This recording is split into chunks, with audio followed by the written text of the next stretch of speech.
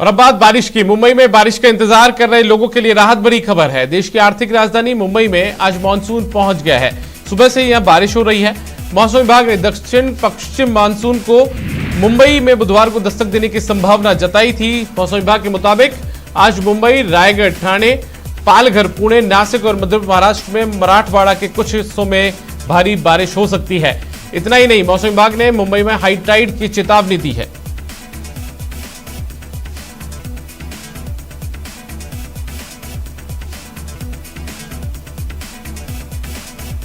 और हमारे साथ मुंबई से हमारे सहयोगी अमित राय फोन लाइन पर जुड़ गए, उनका रुख कर लेते हैं। अमित, क्या कुछ स्थितियां मुंबई में भी देखने को मिल रही है बारिश के बाद? देखिए, सुबह से ही लगातार मुंबई में बारिश शुरू है। जितने भी निचले इलाके हैं, हिंद परेल, लोअर परेल की बात की जाए, यहाँ पे दादर टीटी, अंधेरी सबवे, मिलन सबवे, ये सारी जगहों पर पानी जो है भर चुका है। सड़कों पे जल जमाव की स्थिति बन गई है।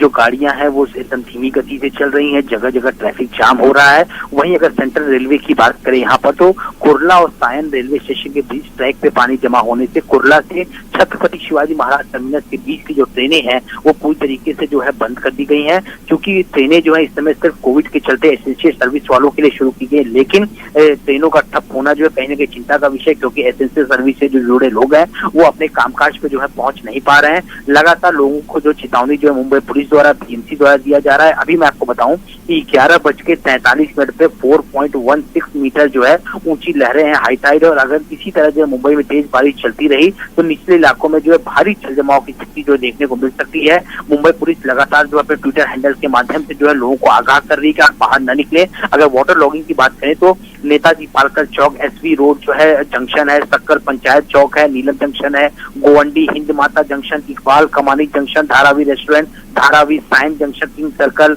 Malad subway, Andheri subway, Milan subway, इन इलाकों में जो है जल जमाव की स्थिति जो है पैदा हो गई। और मुंबई पुलिस साफ तौर पर लोगों को आगाह कर रही कि आप घरों से बाहर न निकले। अगर जरूरी काम हो तो वही निकले। बीएमसी प्रशासन लगातार अलर्ट पे है यहाँ पर। और जो हाई टाइड आने वाली है उसको देखते हुए समुद्र के आसपास के इलाकों में लोगों को जाने नहीं दिया जा रहा है, क्योंकि मौसम विभाग ने साफ तौर पर चेतावनी दी कि अगले 48 घंटे जो है काफी खतरनाक हो सकते हैं। मुंबई सटा जो ठाणे का इलाका है, पालघर है, कोंकण रीजन है, एमएमआर रीजन है, यहाँ पर जो है भारी बारिश जो है वो होने की संभावना जताई गई है। और उसी के मद्देनजर हम देख रहे हैं सुबह से ही लगातार बारिश शुरू है। अमित, ये हालात तो मुंबई के हो चुके हैं। यदि मुंबई के आसपास के इलाकों की बात करें, कुछ और इलाकों की, तो क्या मौसम विभाग ने वहां पर भी बारिश की संभावना जताई है?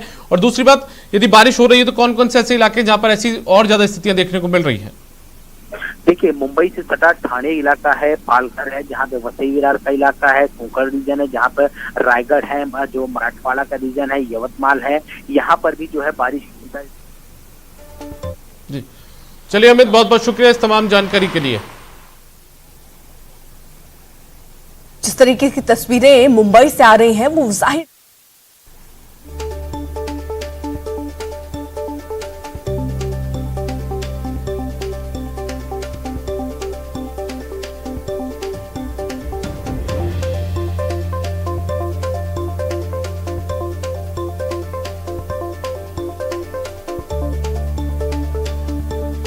जो तस्वीरें आप टीवी स्क्रीन पर देख रहे हैं, दरअसल मुंबई की तस्वीरें और मुंबई के सायन इलाके की तस्वीरें हैं, जहां पर इस तरीके से भारी बारिश हो रही है। और बारिश के चलते जो पानी है वो सड़कों पर भर गया है। रेल सेवा जो है वो यहां पर प्रभावित होती दिखी है। इसके अलावा कई इलाका देकर एक हिस्से से दूसरे हिस्से में जो है वो पहुंचाना पड़ रहा है, क्योंकि कई गाड़ियां बरसात में फंसने की वजह से बंद हो चुकी हैं। दूसरी तरफ ये डेंजर जोन का इलाका है। ये डेंजर जोन का इलाका जो है वहां पर लगातार जो रेसिडेंशियल कॉलोनीज हैं, साथ ही साथ सड़कें हैं, वहां पर जल जमाव लगातार बढ़ता चला जा रहा है। ऐसे में वहां पर ड्रेनेज खोले गए हैं, पानी का निकास हो सके, पानी जो है वो कम उसका स्तर हो सके। लेकिन जिस तरह से बरसात बढ़ रही है उसने मुसीबतें ऐसी बढ़ाई हैं कि ड्रेनेज खोलने के जाने के बावजूद भी सड़कों से पानी का स्तर जो है वो कम नहीं हो रहा। साफ तौर पे देखें गाड़ियां किस तरह से डूबकर बाहर निकलने के लिए मजबूर है कहा जाएगा, क्योंकि सड़कें गायब हैं। चारों तरफ जो मूसलाधार बरसात है उसके पानी की वजह से एक तरह से नदी जैसा माहौल साफ तौर पर दिखाई पड़ता है। मानसून की ये पहली बरसात है और स्थितियां साफ तौर पे जो है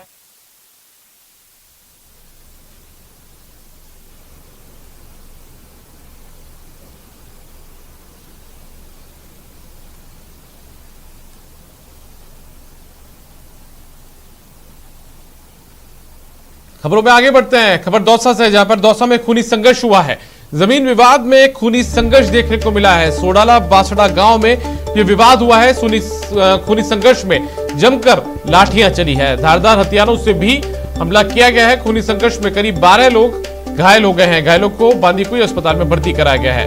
वहीं मौके पर बांदीकुई थाना पुलिस भी पहुंची है।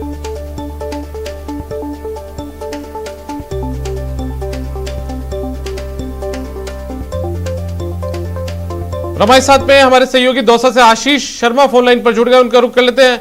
आशीष, क्या अपडेट है इस पूरे मामले में?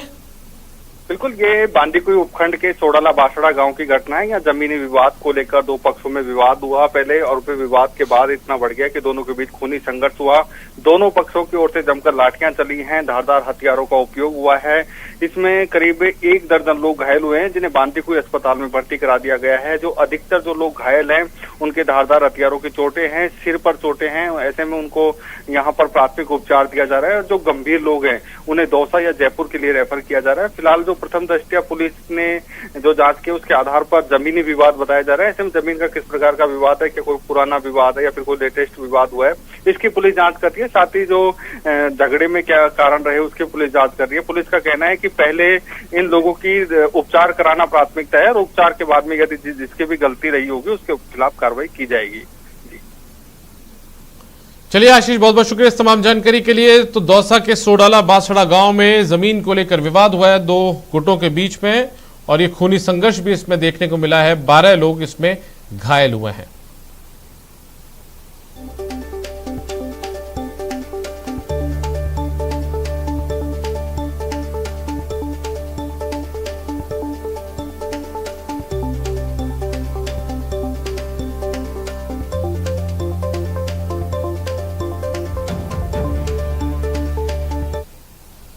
अब खबर धौलपुर से है, जहां बदमाशों ने सरेआम कहर बरपाया और आराम से फरार हो गए।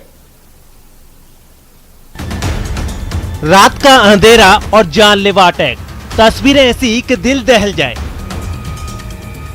कुछ करना तो दूर की बात, जिसने देखा वो कांप उठा। दूर से ही इस दरिंदगी को देखता रहा और सरेआम 4 बदमाश इन लोगों पर कहर बरपाते रहे। सीसीटीवी में कैद हुआ ये खौफनाक कहर धौलपुर शहर के निहालगंज थाना क्षेत्र के बलराम बिहार कॉलोनी का है।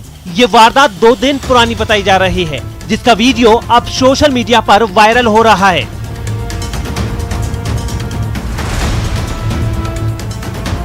अब शुरुआत से इस बेरहमी की दास्तां को ध्यान से देखिए। रात के अंधेरे में गली में घात लगाकर खड़े हैं ये 4 बदमाश।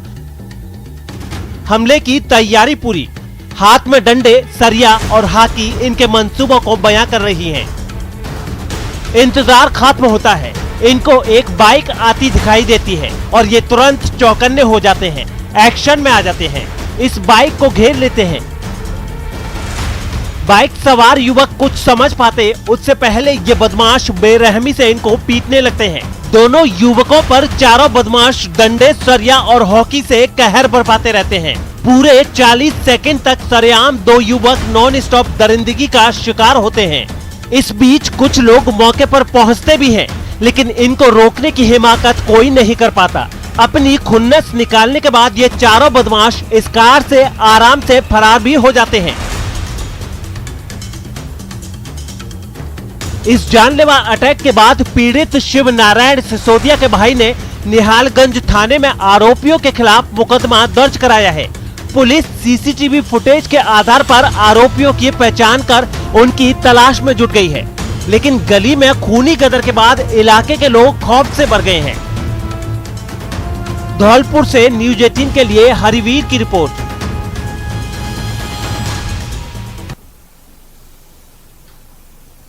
और बुलेटिन में बात करते हैं 12 में रिश्तों के कत्ल की। कहीं बेटे ने पिता को मौत के घाट उतार दिया तो कहीं भाई ने भाई की जान ले ली।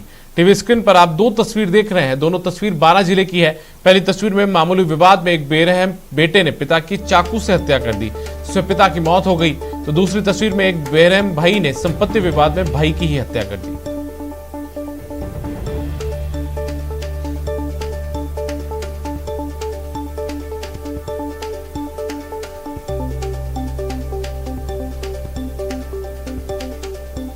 12 से बड़ी खबर है, जहां पर बेटे ने पिता की हत्या कर दी है। चाकू मारकर पिता की हत्या की गई है। मामूली कहासुनी पर यह चाकू से वार कर दिया गया। इलाज के वक्त घायल शख्स की मौत हो गई। पुलिस ने आरोपी बेटे को गिरफ्तार कर लिया है। बारा के कवाई थाना क्षेत्र में एक कलयुगी बेटे ने अपने पिता के सीने में खंजर से वार कर उसकी जान ले ली है। मिली जानकारी के मुताबिक कवाई थाना क्षेत्र के अंबेडकर कॉलोनी में रहने वाले परिवार में एक बेटे ने अपने ही पिता की चाकू मारकर जान ले ली। दरअसल 50 वर्षीय प्रताप अपनी टापरी में बैठकर खाना खा रहा था, तभी उसके दामाद ने टापरी की लाइट के तार हटा दिए। इस बात पर प्रताप का अपने बेटे भैयालाल से झगड़ा हो गया। बात इतनी बढ़ गई कि बेटे ने चाकू निकालकर अपने पिता पर वार कर दिया। लहूलुहान प्रताप को अस्पताल पहुंचाया गया, लेकिन डॉक्टर उसकी जान नहीं बचा सके। पुलिस ने आरोपी बेटे को 4 घंटे के भीतर ही गिरफ्तार कर लिया है।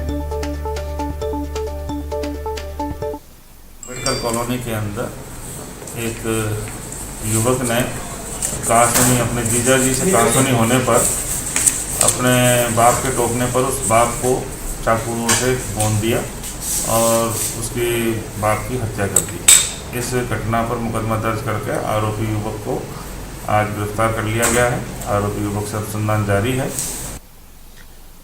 12 से दूसरी बड़ी खबर है, जहां पर भाई ने भाई की हत्या कर दी है। संपत्ति के लिए भाई की जान ले ली गई है। पूरे मामले की पुलिस अब जांच कर रही है। कोतवाली थाना क्षेत्र के मंडोला गांव की पूरी घटना है। 12 में संपत्ति विवाद में भाई ने भाई की हत्या कर दी है। घटना कोतवाली थाना इलाके के मंडोला गांव की है। पुलिस के मुताबिक लोहारिया के रहने वाले राजेंद्र नागर और दिनेश नागर में संपत्ति को लेकर विवाद चल रहा था। बड़ा भाई राजेंद्र नागर 12 में किराए के मकान में रहता था, जबकि छोटा भाई गांव में। अचानक दोनों का मुलाकात मंडोला के एक भोजनालय में हो गई, जब दोनों के बीच विवाद शुरू हो गया। इस दौरान दिनेश नागर ने ट्रैक्टर से बड़े भाई राजेंद्र नागर को कुचल दिया।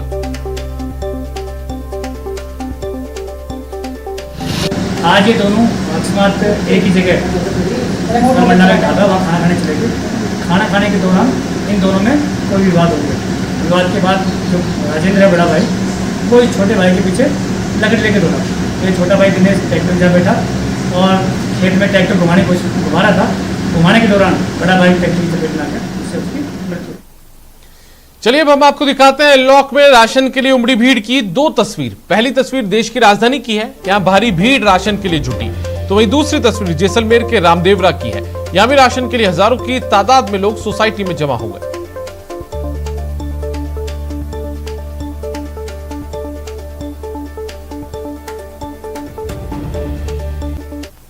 तो अब आपको दिखाते हैं दिल्ली में अनलॉक की डराने वाली तस्वीर, कैसे लोग राशन के लिए एकत्रित हुए हैं।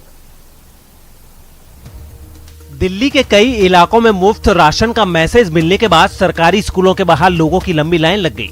वहां पहुंचे लोग कोरोना नियम तो जैसे भूल ही गए। दिल्ली के सरकारी स्कूलों में पढ़ने वाले छात्रों को मैसेज किया गया था कि उन्हें मुफ्त राशन दिया जाएगा, और ये मैसेज पढ़ते ही कई इलाकों में छात्रों के माता पिता और रिश्तेदार स्कूल पहुंच गए। दक्षिणी दिल्ली के शाहपुर जाट गाँव के सरकारी स्कूल के बाहर तो इतने लोग इकट्ठा हो गए कि गिनती करना मुश्किल हो गया।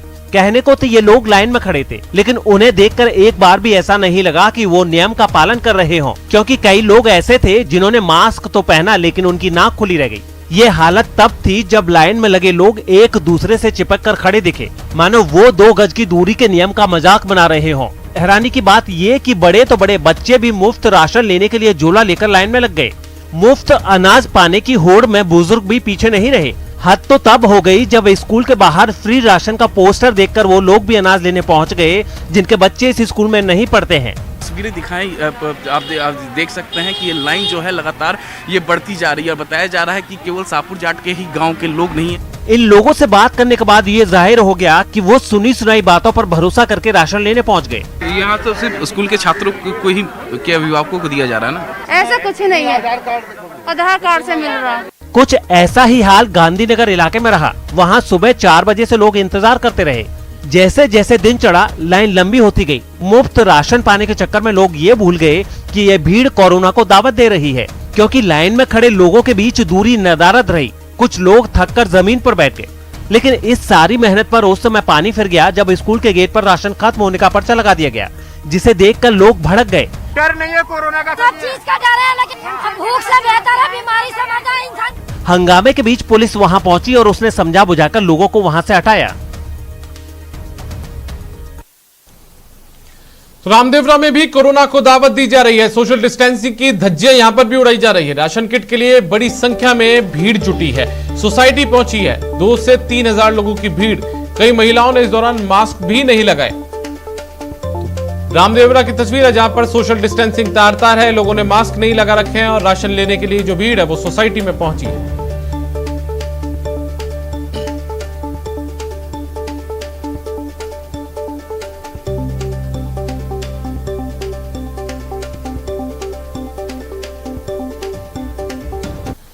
बूंदी में खबर का दमदार असर हुआ है। न्यूज 18 की खबर का असर हुआ है। मासूम मीनाक्षी को मदद मिली है। मीनाक्षी के घर पहुंचा है प्रशासन। पालनहार योजना में मदद दी जाएगी। ठेले पर चारा बेचकर मीनाक्षी अपने परिवार का पालन कर रही थी।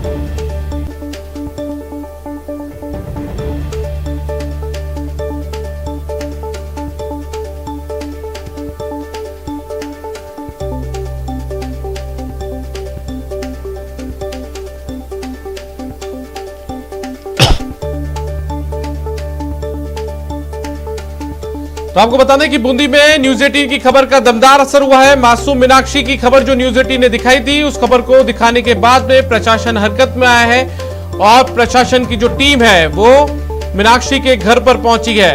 अब मीनाक्षी को पालनहार योजना के जरिए मदद दी जाएगी। दरअसल ये जो मीनाक्षी है वो ठेले पर चारा बेचकर अपने परिवार का पालन करती थी, क्योंकि मीनाक्षी की मां जो थी वो दिव्यांग है और ऐसे में मीनाक्षी अपने परिवार का पालन ठेला चलाकर किया करती थी। मीनाक्षी की उम्र की बात करें तो महज 13 साल की है ये मीनाक्षी।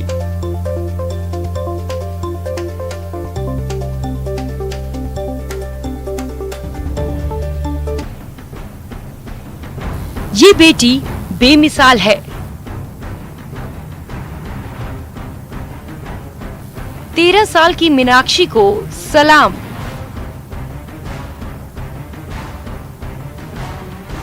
ठेला चलाकर संभाल रही परिवार।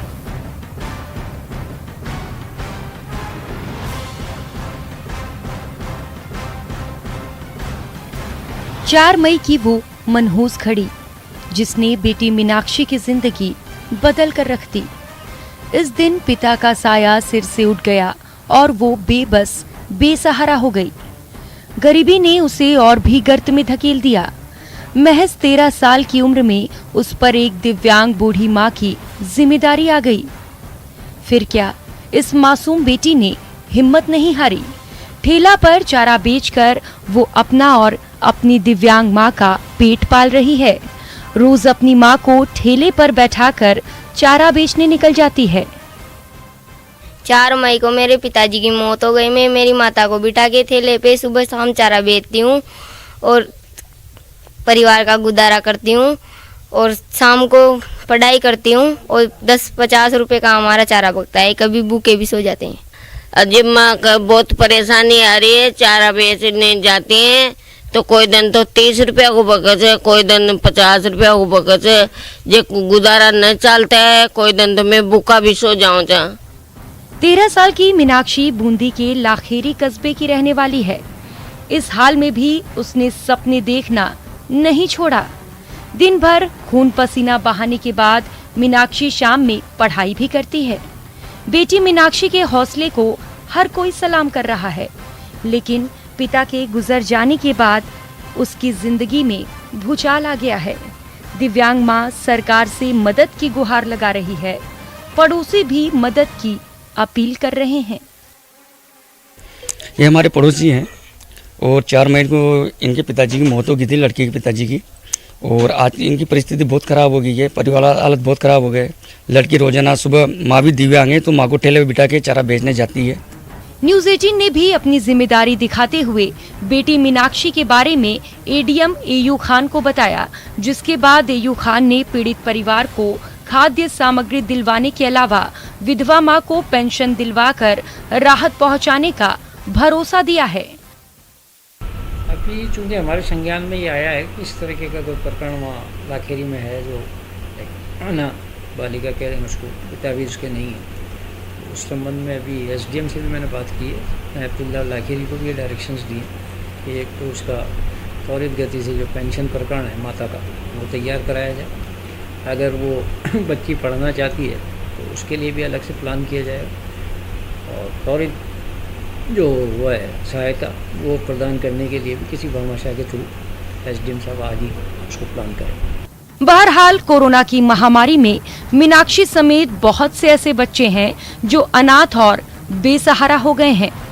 गहलोत सरकार भी इस पर योजना बनाने जा रही है, लेकिन सवाल ये कि जो कुछ शासन प्रशासन की तरफ से राहत पहुंचाई जा सकती थी, जिसके तमाम दावे भी किए गए, इस पीड़ित परिवार तक क्यों नहीं पहुंचा।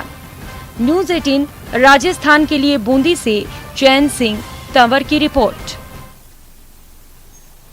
अनलॉक के दूसरे चरण के दौरान टोंक के बाजारों में धीरे धीरे रौनक लौटने लगी है। लोग अब खरीदारी के लिए भी निकल रहे हैं, लेकिन अभी भी कोरोना का डर बना हुआ है, जिससे बाजार में भीड़ कम दिख रही है। वह महीनों से बंद पड़े कारोबार के कारण छोटे छोटे दुकानदारों की आर्थिक हालत खराब हो चली है। लेकिन कोरोना के कम होते केस और दुकान खुलने के समय में बढ़ोतरी के बाद कारोबारियों को उम्मीद है कि व्यवस्था धीरे धीरे ही सही पटरी पर लौटेगी। हालांकि शादी समारोह पर 30 जून तक रोक लगी है, जिससे व्यापारी मायूस है। व्यापार में अभी तक कोई उठा पटक है नहीं और नुकसान ही नुकसान का है। कुल मिला के मामला ये है। यार बिल्कुल शांत है, ग्राहक है नहीं, क्योंकि मेन ग्राहक शादी ब्याह की होती है। आवश्यकता है नहीं किसी को कपड़े की, हम लोगों के साड़ियों की कोई आवश्यकता पड़ेगी नहीं। अभी जैसा बाजार खुलेगा, जैसे शादी ब्याह ओपन होंगे तो हमारा मार्केट चलने की पूरी आशा है। कोरोना की दूसरी लहर में हॉटस्पॉट रहे चित्तौड़गढ़ जिले के रावतभाटा में एसडीएम रामसुख गुर्जर की टीम की कोशिशों से कोरोना के मरीजों का आंकड़ा 0 पर पहुंच गया है। एसडीएम रामसुख गुर्जर ने बताया कि तीसरी लहर में ऑक्सीजन की किल्लत ना हो, इसके लिए राजस्थान परमाणु बिजली घर की मदद से रावतभाटा में नया ऑक्सीजन प्लांट लगाया जाएगा। इस ऑक्सीजन प्लांट को बनाने पर 1 करोड़ 17 लाख से ज्यादा की राशि खर्च होगी।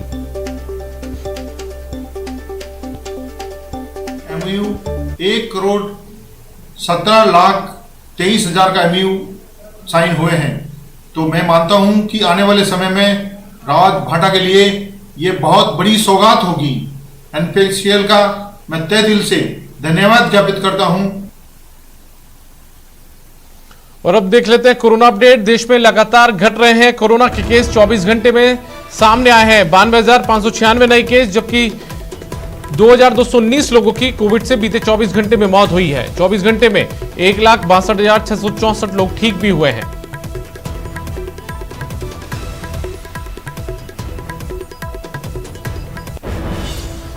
वहीं राजधानी जब प्रदेश की बात करें तो कोरोना संक्रमण की रफ्तार पर प्रदेश में भी ब्रेक लगा है। 24 घंटे में 529 केस सामने आए हैं, 32 की मौत हुई है। राजधानी जयपुर में सबसे ज्यादा 141 केस सामने आए हैं और 5 की मौत हुई है। प्रदेश भर में 2,617 लोग रिकवर हुए हैं। प्रदेश में 13,624 अभी एक्टिव केस हैं।